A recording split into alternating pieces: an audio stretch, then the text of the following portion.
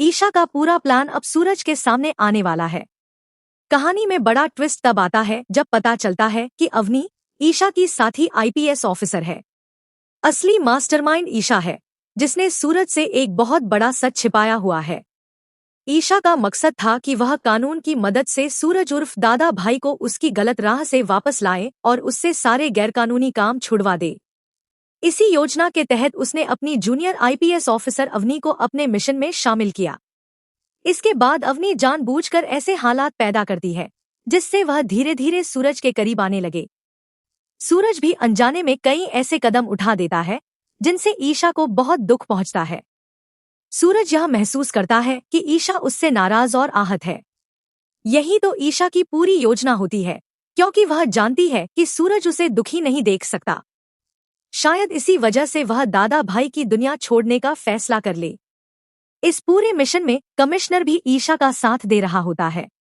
एक रात जब घर के सभी लोग सो रहे होते हैं, तब ईशा और अवनी चुपके से घर से बाहर मिलती हैं और अपने अगले प्लान पर चर्चा करती हैं। उसी समय बंटी किसी काम से देर रात घर लौट रहा होता है। वह दोनों को साथ देखकर चौंक जाता है और छिपकर उनकी सारी बातें सुन लेता है। तब उसे पता चलता है कि इस पूरे प्लान के पीछे ईशा भाभी ही है। बंटी बिना किसी को बताए वापस घर लौट जाता है और अगली सुबह सीधे सूरज के पास पहुंचकर सारी सच्चाई बता देता है। बंटी कसम खाकर कहता है कि वह सच बोल रहा है। वह सूरज से सिर्फ इतना कहता है कि अगर आपको मेरी बात पर भरोसा नहीं है तो कुछ दिनों तक ईशा और अवनी पर नजर रखिए, आपको खुद सच्चाई पता चल जाएगी। इसके बाद सूरज चुपचाप दोनों पर नजर रखना शुरू कर देता है।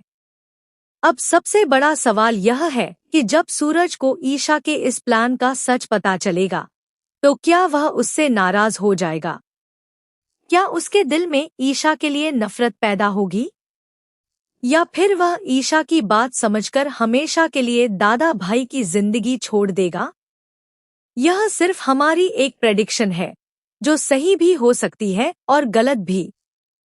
अब आपकी बारी। अगर आपको लगता है कि सूरज ईशा की सच्चाई जानने के बाद दादा भाई की दुनिया छोड़ देगा, तो कमेंट में लिखिए ईशा जीतेगी।